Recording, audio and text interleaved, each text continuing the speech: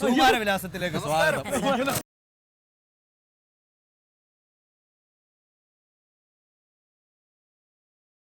ഞാൻ മായാവിയിൽ കണ്ടിട്ട് ആദ്യം ഒരു സ്പെഷ്യൽ ചായ കൊണ്ടെടുക്കും. സുകുമാരവിലാസം ടീ ഷാപ്പിൽ വരുന്ന എല്ലാവർക്കും ഒരു സ്പെഷ്യൽ ചായ ഞാൻ കൊടുക്കാറുണ്ട്, പ്രത്യേകിച്ച് കലാകാരന്മാർക്ക്. ചായ മാത്രമേ ഉള്ളൂ മനസ്സിലായി. അതേ ഉള്ളൂ, ഇതെല്ലാം അതുപോലെ ഇരിക്കുകയല്ലേ.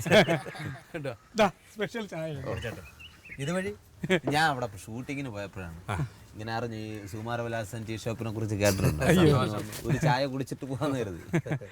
പിന്നെ സാറ് മായാവിയില്ലേ, മമ്മൂട്ടി സാറിനെ അളിയാന്നൊക്കെ വിളിക്കുന്നുണ്ടല്ലോ. അത് ഞാനല്ല വിളിച്ചത്. അല്ല, ഞാൻ കണ്ടാണല്ലോ സാർ എന്നെ വിളിച്ചത്. അല്ല, അല്ല വിളിച്ചതെന്ന് പറഞ്ഞില്ല, ഞാനല്ല വിളിച്ചത്. ഗിരി എന്ന് പറയുന്ന ക്യാരക്ടറാണ് വിളിച്ചത്.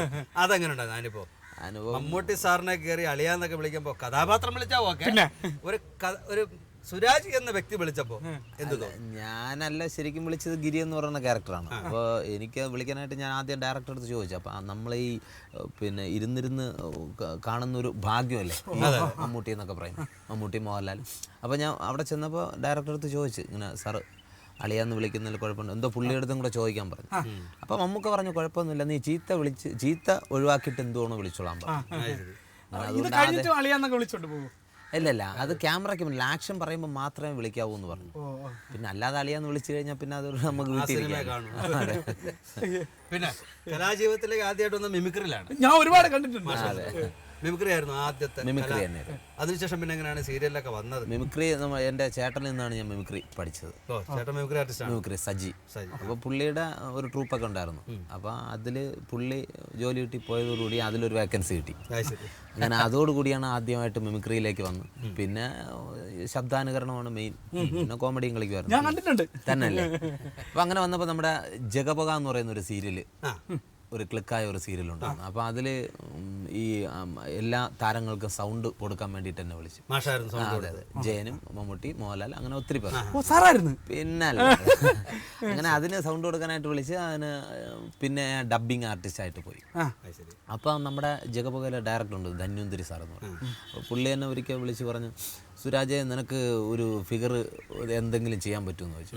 ഞാൻ പറഞ്ഞു അങ്ങനെ ഒന്നും പറ്റില്ല സാറേ, എനിക്ക് അഭിനയിക്കുന്നോട് താല്പര്യമില്ല, ഞാൻ മാന്യമായിട്ട് ഒന്ന് ഡബ് ചെയ്തിട്ട് പോകാമെന്ന് പറഞ്ഞു. അപ്പോൾ പിന്നെ പറഞ്ഞ അത് പറ്റൂല, നീ മമ്മൂട്ടിയുടെ ഫിഗർ ദാദാ സാഹിബ് അന്ന് റിലീസായി. അപ്പോൾ അതിൻ്റെ പോസ്റ്റർ കണ്ടിട്ട് ഒരു സാരി എടുത്ത് വെച്ചിട്ട് പറഞ്ഞു, കുഴപ്പമില്ല, നീ ദാദാ സാഹിബിൻ്റെ കറക്റ്റ് ഫിഗറാണ്, നീ മാറണ്ട, നാളത്തെ ഇന്ന് തന്നെ ഉടനെ തന്നെ പുള്ളി ഈ മരിച്ചിനുള്ളയിലല്ലേ ഷൂട്ടെല്ലാം നടന്നു. മരിച്ചിനുള്ളയിൽ വെച്ച് തന്നെ ഫസ്റ്റ് ഒരു സീനും അങ്ങ് എഴുതി കയറി ദാദാ സാഹിബ് ഷൂട്ട് ചെയ്ത്. അപ്പോൾ അന്ന് എനിക്ക് ഒരു ഗൾഫ് പ്രോഗ്രാം ഉണ്ടായിരുന്നു. അപ്പോൾ അതിന് പോയിട്ട് ഞാൻ ഗൾഫിൽ ഇരുന്നാണ് ഫസ്റ്റ് എൻ്റെ ആ എപ്പിസോഡ് കാണുന്നത്. അപ്പോൾ സത്യം പറഞ്ഞാൽ ഞാനാണെന്ന് പറഞ്ഞാൽ ആൾക്കാർ വിശ്വസിക്കില്ല, ആ രീതിയിൽ നല്ല അത്രയ്ക്ക് നന്നായിരുന്നു. അപ്പോൾ പിന്നീട് ആൾക്കാരൊക്കെ പറഞ്ഞാൽ അത് കൊള്ളാം എന്ന് പറഞ്ഞു പിന്നെ ഇതൊരു ഉപജീവന മാർഗമായിട്ട് ഏതായാലും അത് മോശമായില്ല എന്ന് തോന്നുന്നുണ്ടല്ലോ. പിന്നല്ല, അതുകൊണ്ടല്ലേ ഏതായാലും ദാദാ സാഹിബിന്റെ വേഷം വെച്ച് മമ്മൂട്ടി അനുകരിച്ചുകൊണ്ട് വന്നിട്ട് ഇപ്പൊ മമ്മൂട്ടിയുടെ സിനിമ ചെയ്യാണ് അല്ലേ? ഈ അനുഭവങ്ങളൊക്കെ ഓർക്കാൻ സുഖമല്ലേ? പിന്നെ മറ്റേ പാറമേക്കാവിൽ പരിപാടിക്ക് വന്നിട്ടുണ്ട്. പാറമേക്കാവ് അത് ഡിസ്ട്രിക്ട്, അത് തിരുവനന്തപുരത്ത്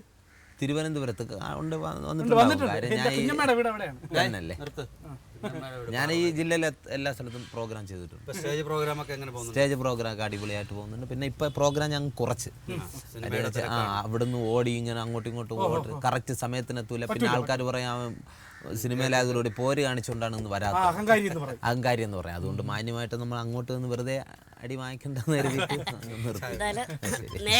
സന്തോഷം. ഓ, ഇങ്ങനെ ഒരാളുണ്ടായിരുന്നു. ഞാൻ ബോയിലറല്ല, ഗ്യാസ് കുറ്റി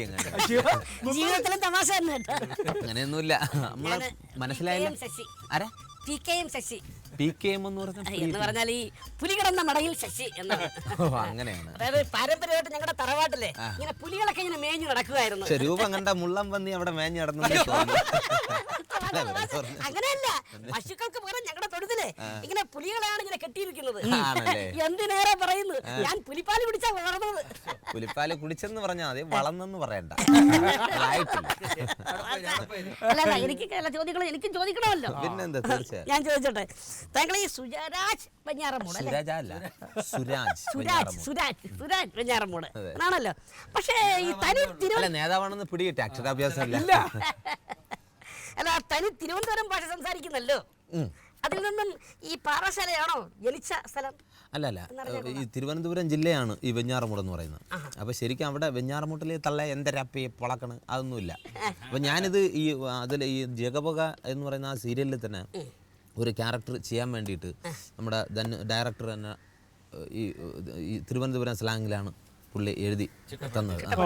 അപ്പോൾ അതിനുശേഷം അത് കൂടുതൽ മനസ്സിലാക്കാൻ വേണ്ടിയിട്ട് ഞാൻ ഈ പാറശാല, ശരിക്കും പാറശാല, പിന്നെ ബാലരാമപുരം, നമ്മളൊക്കെ ഇപ്പോൾ പറയുമ്പോൾ വാൽനാരം, രണ്ട് വാക്ക് അത് പറയാം. വാൽനാരം, പിന്നെ തങ്കറവള, അങ്ങനെയുള്ള നുനിക്ക കടവളല്ലേ എന്തര പൊളക്കണ ചന്തയിലൊക്കെ ചെന്ന് കഴിഞ്ഞാൽ അസലായിട്ട് കറക്റ്റ്.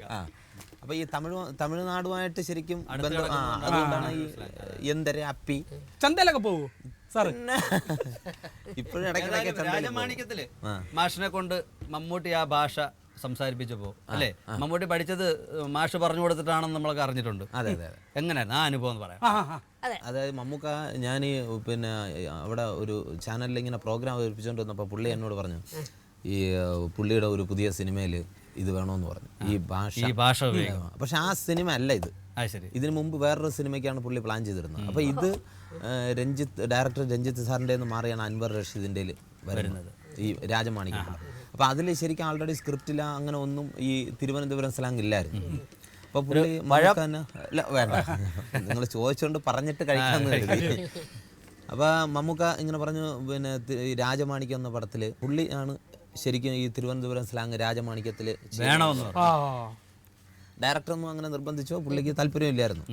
അപ്പോൾ തിരുവനന്തപുരം സ്ലാങ് പറഞ്ഞു കൊടുക്കാനായിട്ട് എന്നെ വിളിച്ച് ഞാൻ ഓരോ സീനും എടുത്ത് വെച്ചിട്ട് അതിനെ ഈ വൽക്കരിക്കും. അതെ, തിരുവനന്തപുരം വൽക്കരിക്കണം. അതെ, അങ്ങനെ വൽക്കരിച്ച് കൊടുത്ത് പുള്ളി പിന്നെ ഏതാണ്ട് സിനിമ ഷൂട്ടിങ് തീരുന്നതിന് മുമ്പേ തന്നെ എന്നെക്കാലം മനോഹരമായിട്ട് മമ്മൂക്ക ഇങ്ങോട്ട് തിരുവനന്തപുരം സംസാരിച്ചു തുടങ്ങി. അല്ല, ഇത് ഞാൻ പറഞ്ഞില്ലേ, പിന്നെ പുള്ളിയുടെ ആ ക്യാരക്ടർ എന്ന് പറയുന്നത് തമിഴ്നാട് അങ്ങനെ ഈ പോത്ത് ബിസിനസ്സുമായിട്ട് നടക്കുന്നത്.